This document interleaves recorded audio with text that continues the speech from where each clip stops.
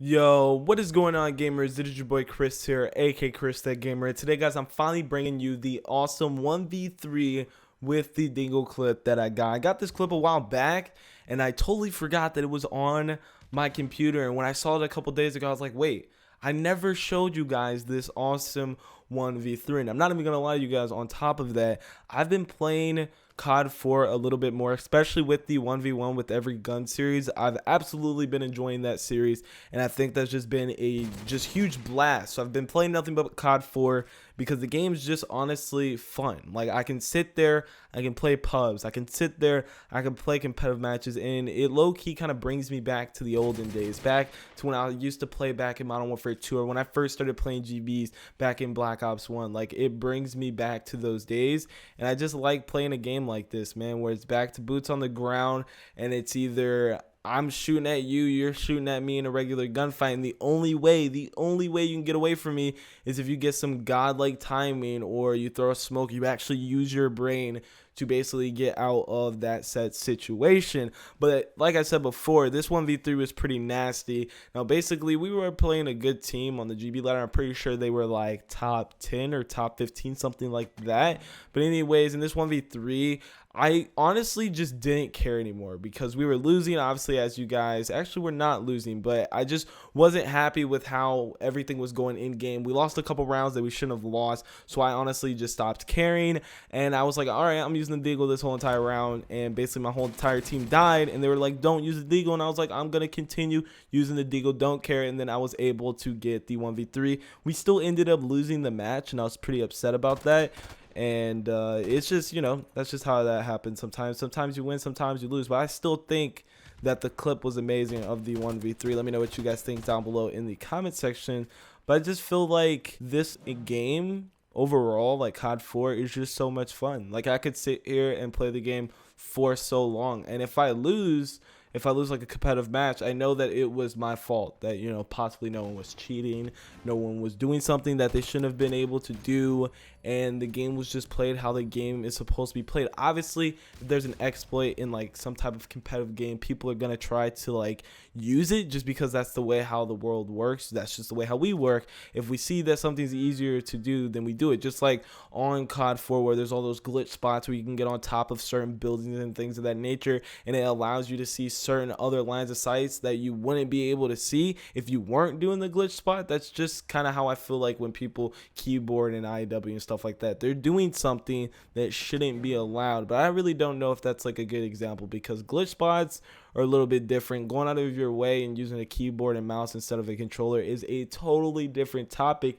But I would like to know how you guys have been enjoying Call of Duty this year, because there's been a lot of people saying that we should never do this whole like 2 Call of Duties per year thing anymore, because it's making the community split. More people are playing on COD 4 than they're playing on IW, and right now I feel like that statement's false. I feel like a lot of people just generally aren't playing Call of Duty that much. I know this game got a lot of like hate when they kind of put in the supply drops, and I'm pretty sure I made a video about that where I kind of ranted on about why supply drops shouldn't have been in this game and things of that nature.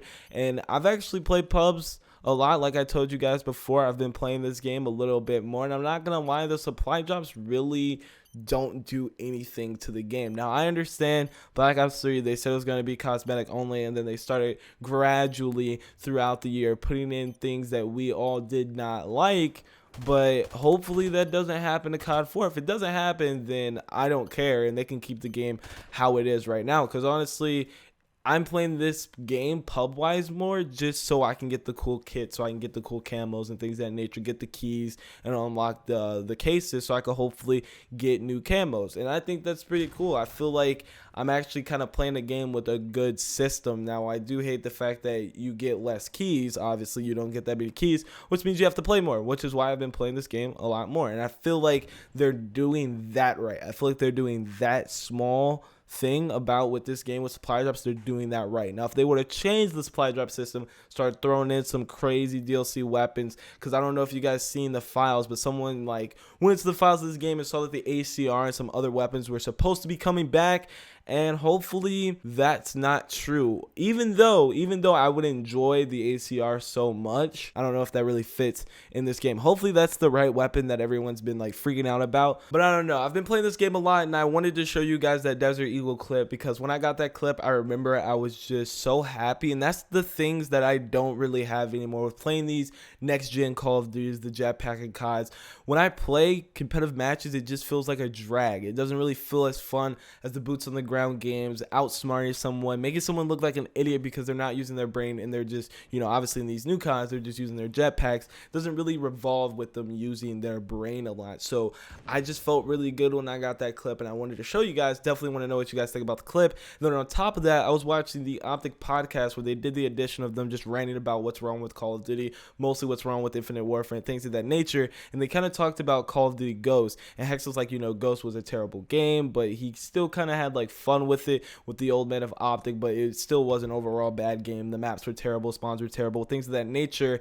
And you know, Scum was kind of talking about how the fact that it doesn't matter, the game was still boots on the ground, so it's still better than any jetpacking game that we've gotten, which is true. But it kind of made me start thinking about the future of Call of Duty and things of that nature, because we do know, well, we absolutely have no idea what's going to be happening next year. A lot of people are keeping their hopes up, thinking that we're going to be going back to boots on the ground, and other people, probably, you know, the people that are enjoying Infinite Warfare, want it to stay with the whole jetpacking system. I personally don't think that Activision is going to go back to boots on the ground, just because they could keep throwing at us jetpacking CODs and keep giving us a remastered Call of Duty. And for some people, they're going to be buying the jetpacking game just because of the remastered COD, which in reality is going to make them more money. So they possibly won't be just doing a regular boots on the ground game. But if they do, I do want to say that a regular Ghost 2.0, like them making another boots on the ground game that's not good like Ghost, is not going to cut it.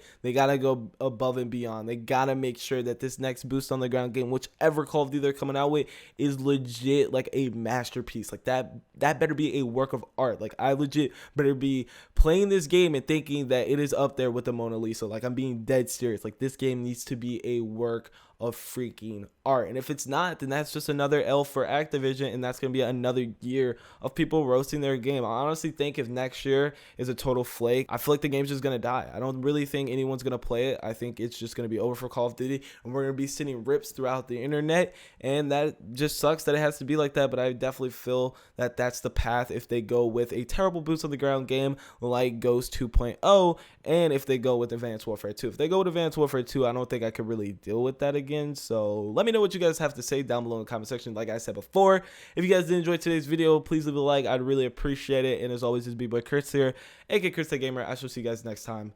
Peace out.